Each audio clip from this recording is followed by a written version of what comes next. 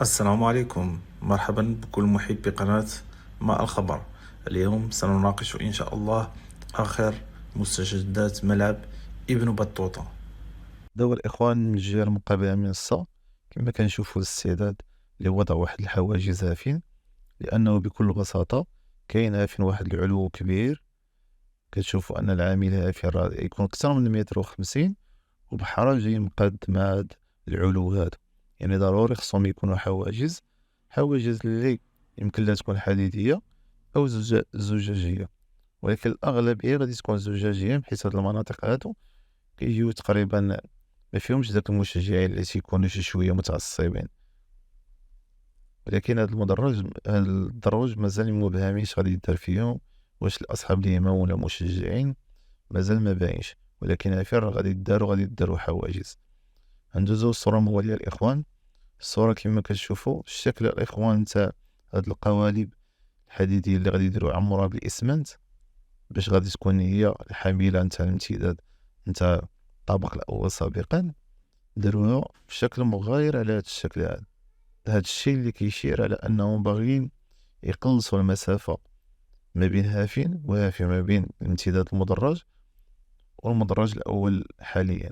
هاد المسافة باغيين يصغروها، تيخرجوا بعض السنتيمترات القليلة هافين، باش كيجي الملعب ما باينش اللعب ديالو بزاف. هادشي اللي كنا هضرنا عليه الإخوان في ملعب واندا ميتروبوليتانو نتاع أتلتيكو مدريد، راه هضرنا على هاد المنطقة، ماشي على الملعب كشكل كامل. كما غادي نشوفوا في الصورة، هاد المنطقة تقريبا راه نفس المنطقة، نفس المنطقة اللي فيه. إيوا كنا قلنا لكم الإخوان كانوا جابوهم بثمنية نتاع الدرجات من المدرجات اللي مقابلة للمنصة لهافين، يجي بحال هاد الشكل. من هافين كيجي مقتول، ومن هافين كيجي ماشي وكيوسع، ولكن ما كيجيش باين اللعب بزاف، من حيث غادي يداروا الكراسة، اللوحات الإشارية، غادي يديروا داك الحواجز سواء الزجاج سواء نتاع الحديد. بزاف د الحوايج اللي كيزيدوا من الاناقه ديال الملعب، وما تيبقاش باين كاع فين هاد العيب هذا ماشي عيب. المهم هذا التصميم من الاول جاي هكذا، والاصلاح الوحيد اللي كاين هو هذا. ندوزو الاخوان صوره واحده اخرى. هاد الصوره هذه كتوضح نفس الاشغال اللي غادي تكون في الجهه اللي هي اللي هنايا، هذه الجهه المقابله. يعمروا هذا بالاسمنت ويجيبوا المدرجات الجاهزه ويحطوهم عافين. في هذا المكان مازال الاشغال شي شويه معطله، حيت هذا كنحيدو منه لعقلتو الأتربة، راه مازال معطلة.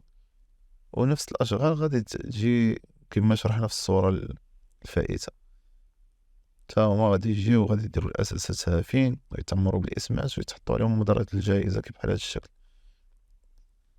فين كتشوفو الإخوان الجهة نتا مقابلة للمنصة وجهة المنصة، هادو راه كاملين، يعني بقات الخدمة غي في المدرج الشمالي والمدرج الجنوبي، مي هادو راه كاملين.